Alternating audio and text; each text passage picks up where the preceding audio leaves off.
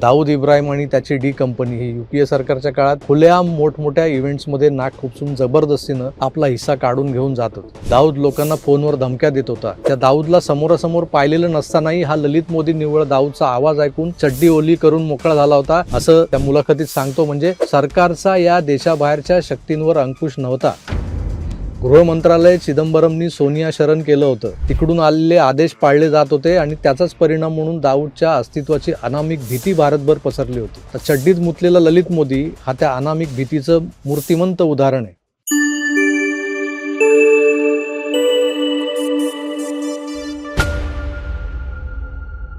तुम्हाला आठवतंय काही दिवसांआधी विजय मल्ल्याची मुलाखत यूट्यूबवर गाजली होती. राज शमानी या पॉडकास्टरला लंडनला बोलावून मल्ल्यानं त्याला मुलाखत दिली होती. SBI सारख्या बँकेला हजारो कोटींचा चुना लावलेला मल्ल्या असो की अशाच पद्धतीनं देशाला आर्थिक व्यवहारात गंडवून हजारो कोटी घेऊन पळालेला आणखी एक भगोडा, हे सगळे जे आज लंडनमध्ये ऐशो आरामात जगतायत, आज अचानक भारतीय मीडियाला मुलाखती द्यायला लागतात, तेव्हा समजून जा की पडद्यामागे काहीतरी मोठी खिचडी शिजते. होय, मी बोलतोय IPLचा जनक ललित मोदीबद्दल. नुकतीच ANIच्या स्मिता प्रकाश यांनी ललित मोदींची तब्बल 2.25 तासांची मुलाखत घेतली. पण या मुलाखतीचं टायमिंग, त्यात झालेले धक्कादायक खुलासे आणि ललित मोदींनी काही नेत्यांना दिलेली क्लीन चिट, यामागे काहीतरी गेम आहे. पण हा गेम नेमका काय आहे हे आपल्याला सविस्तर जाणून घेतलं पाहिजे. जगातली सर्वात श्रीमंत क्रिकेट असोसिएशन BCCI, या BCCIच्या एकूण कमाईतला 90% जास्त गल्ला हा ज्या IPLमुळे कमावला जातो, ती इंडियन प्रीमियर लीग ही ललित मोदीचं ब्रेन चाइल्ड आहे. हे माहिती आहे तुम्हाला? 2008 मध्ये ललित मोदीनंच IPL सुरू केली होती. ललित मोदी या मुलाखतीत म्हटलंय की IPL हे त्याचं पहिलं प्रेम आहे. पण या पहिल्याच आयोजनानंतर 2008 साली झालेल्या प्रचंड लोकप्रिय झालेल्या स्पर्धेला 2009च्या लोकसभा निवडणुकांच्या वेळी तत्कालीन UPA सरकारनं सुरक्षा पुरवू शकत नाही हे कारण देऊन IPL भारताबाहेर आयोजित करा असा सज्जड दम दिला होता. आता यामागे होता तत्कालीन गृहमंत्री P. चिदंबरम यांचा ललित मोदींवरचा राग.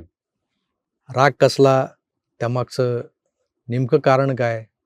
नेमकं कारण यामागे सुरक्षेचं नव्हतंच, तर एक मोठा राजकीय वाद होता. तो वाद होता सुनंदा पुष्कर आणि शशी थरूर यांच्याशी संबंध असलेला. सुनंदा पुष्कर हे नाव आज बऱ्याच लोकांना आठवणार देखील नाही. पण शशी थरूरची देखणी मैत्रीण, जिचा हॉटेल लीलामध्ये जो संशयास्पद मृत्यू झाला, सुब्रमण्यम स्वामी आपले तर सरळ आरोप करतात की थरूरने सुनंदा पुष्करचा खून केलाय म्हणून.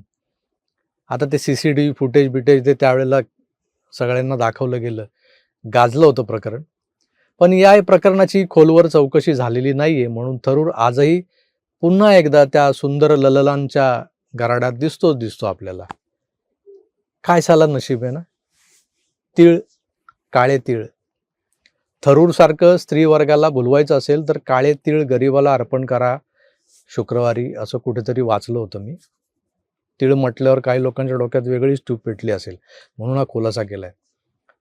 तर विषय काय होता आपला, ललित मोदी सर्वेसर्वा असलेल्या IPLची एक टीम सुनंदा पुष्करला खरेदी करायची होती. पण जनरली एक मोठी रक्कम त्यासाठी द्यावी लागते, काहीशे कोटींमधली. त्या रकमेतली फक्त 25% रक्कम या पुष्कर मॅडम ज्या होत्या, सुनंदा पुष्कर, त्या अरेंज करणार होत्या आणि बाकीचा पैसा त्यांना टीम अलॉट झाली की त्या शेअर्स कसे विकतो आपण तशा इतरांना सहसंघ मालक म्हणून सोबत घेत पैसा जमा करणार होत्या.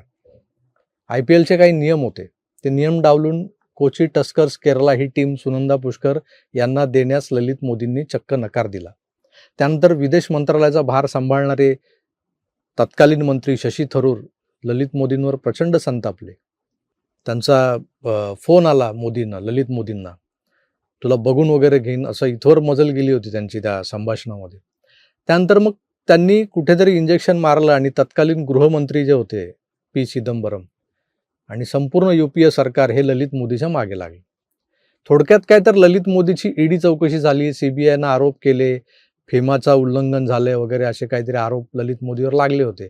तर त्यामागे ललित मोदीनं UPA सरकारमधल्या दुखावलेल्या या सगळ्या मोठ्या नेत्यांचा कसा हात होता, ज्यात तो सोनिया गांधी, P. चिदंबरम, शशी थरूर अशा सगळ्यांची नावं घेतो त्या मुलाखतीत. ललित मोदीची ही जी मुलाखत आहे, त्या मुलाखतीतला दुसरा सर्वात मोठा आणि थरारक खुलासा जर काय असेल, तर अंडरवर्ल्ड डॉन दाऊद इब्राहिमबाबतचा. मी माझ्या मागच्या व्हिडिओत उल्लेख केलेला आहे, की दाऊद गँग ही क्रिकेट बेटिंगमधून मोठा पैसा कमवते. काहीशे करोड रुपयांचा सगळा व्यवहार असतो. IPLच्या कित्येक मॅचेस या डी कंपनीकडूनच फिक्स केल्या जायच्या. तुम्हाला ते सुशांत तो होता ना बॉलर, त्याची केस आठवत असेल. म्हणजे IPLमध्ये त्याला बॅन केलं गेलं होतं. आणि नुसत्या IPLच्याच नाही, इतर मॅचेसही डी कंपनीकडून फिक्स केल्या जायच्या, आजही केल्या जातात. आपल्याला मात्र कळत नाही हे गौड बंगाल. बॉल टू बॉल बेटिंग सट्टा लावला जातो. पुढच्या बॉलवर विकेट पडणार असा एक कॉल असतो, तर पुढच्या बॉलवर छक्का मारणार असाही एक कॉल असतो. त्यावर लोक पैसा लावतात. आता ज्याचं खरं होतं त्याला ते पैसे मिळतात. एका ओव्हरमध्ये अमुक इतके रन्स बनणार, अमुक इतक्या विकेट्स पडणार, यावरही सट्टा लागतो. आता कोण जिंकेल कोण हारेल हे लांबचं राहिलं. आणि IPL जोवर भारतात चालू होतं ना, तोवर दाऊदला हा सट्टा नेटवर्क जे होतं ते चालवणं सोपं जात होतं. कारण दाऊदचं नेटवर्क हे भारतात प्रचंड प्रमाणात पसरलेलं आहे. तो कुठेही असला, दुबईत असला, पाकिस्तानात असला, समुद्राखाली असला, तरी तिथून हे नेटवर्क तो हँडल करतो, ॲक्टिवेट करतो, वापरतो. त्यामुळं ललित मोदींनी दावा केला, की जेव्हा त्यांनी 2009 मध्ये IPL साऊथ आफ्रिकेला हलवण्याचा निर्णय घेतला, तेव्हा त्यांना थेट दाऊद इब्राहिमकडून धमक्या आल्या होत्या. या घटनेनंतर ललित मोदीनं मुंबईचे तत्कालीन पोलीस आयुक्त होते राकेश मारिया, त्यांच्याकडे अधिकृत तक्रार नोंदवली होती, जबाब नोंदवला होता, की एका बाबाच्या घरातून त्यांना दाऊदची सॅटेलाईट फोनवर बोलायला लावण्याचा प्रयत्नही झाला होता. त्या प्रसंगी हा मोदी दाऊदचा आवाज ऐकून चड्डीत मुतला होता म्हणे. मग पुढे धमक्या कमी झाल्याच नाहीत दाऊदकडून. ललित मोदीच्या पोराला किडनॅप करण्यापर्यंत मजल गेली. आणि क्रिकेटसाठी स्वतःचा किंवा कुटुंबियांचा जीव धोक्यात कशाला घालायचा, मुर्दे, म्हणून ललित मोदीनं भारत सोडण्याचा निर्णय घेतला, असं ललित मोदीचं म्हणणं आहे. पण मित्रांनो, या मुलाखतीतली सगळ्यात मजेशीर आणि राजकीयदृष्ट्या महत्त्वाची गोष्ट कुठली असेल, तर ती म्हणजे ललित मोदी जेव्हा ही स्टोरी सांगतो, त्यात त्यानं भारतीय जनता पक्षाच्या नेत्यांना दिलेली क्लीन चिट. ललित मोदींनी भाजपचे दिवंगत नेते अरुण जेटली, जे दिल्ली क्रिकेट असोसिएशनचे अध्यक्ष होते, आणि वसुंधरा राजे सिंधिया यांचं तो भरभरून कौतुक करताना दिसतो. UPA सरकारच्या काळात जेव्हा याला IPLच्या आयोजनात त्रास दिला जात होता, तेव्हा खुद्द नरेंद्र मोदी असतील, ते जेव्हा गुजरातचे मुख्यमंत्री होते, आणि इतर भाजपशासित राज्यांनी ललित मोदीला सुरक्षेचं आश्वासन दिलं होतं. हा उल्लेख जातीनं ललित मोदी या मुलाखतीत करतो. याच्यामागे एक वेगळा डाव खेळला जातोय असा विचार मनात डोकावतो. कारण लंडनला पळून जाण्याआधी ED CBIच्या विरोधात हा कोर्टात लढत होता ना, तेव्हा याचा वकील कोण होता, तर काँग्रेसचा अभिषेक मनु सिंघवी. अचानक याला भाजपचा पुळका कसा काय आला? मुलाखतीत पॉलिटिकल बॅलन्स साधणारे प्रश्न समोरून विचारले गेले ना, तर उत्तरही तशीच देता येतात. यावरून हा जो काही सिनेरिओ क्रिएट केला जातोय ना, तो एक प्रकारे राजकीय समतोल साधण्याचाही प्रयत्न दिसतोय मला. सरतेशेवटी एक महत्त्वाचा आणि सर्वात मोठा प्रश्न, ED आणि फेमाच्या प्रकरणातून त्याच्यावर झालेल्या एवढ्या मोठ्या गंभीर आरोपांबाबत ललित मोदी काय बोलला?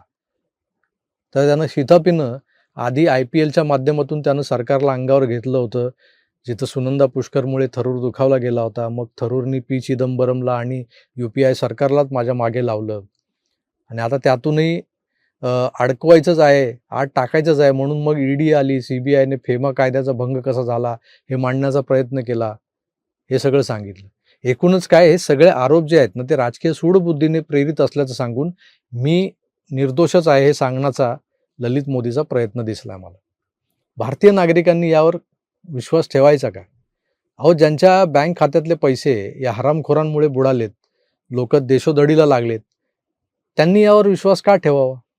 मी जसं सुरुवातीला म्हणालो, की विजय मल्ल्या असो की ललित मोदी, हे लोक यूट्यूबर्स आणि पत्रकारांना लंडनमध्ये बोलावून मुलाखती देत आहेत. यामागची कारणं काय असतील? तर जे भारतीय लोक यांना चोर समजतात ना, त्या भारतीय जनतेची सहानुभूती मिळवण्याचा आणि भारतात परतण्यासाठी एक पॉझिटिव्ह वातावरण निर्माण करण्याचा हा एक PR स्टंट आहे. लोक किती चतुर असतात बघा. तुम्ही काही म्हणा, मीडियाचा हा असा वापर जो सहसा कुणाला सुचणारही नाही. आणि ललित मोदीचे तर्कसंगत खुलासे हे समजून घेण्यासारखे आहेत खरं तर. दाऊद इब्राहिम आणि त्याची डी कंपनी ही UPA सरकारच्या काळात खुलेआम मोठमोठ्या इव्हेंट्समध्ये नाक खुपसून जबरदस्तीनं आपला हिस्सा काढून घेऊन जात होती.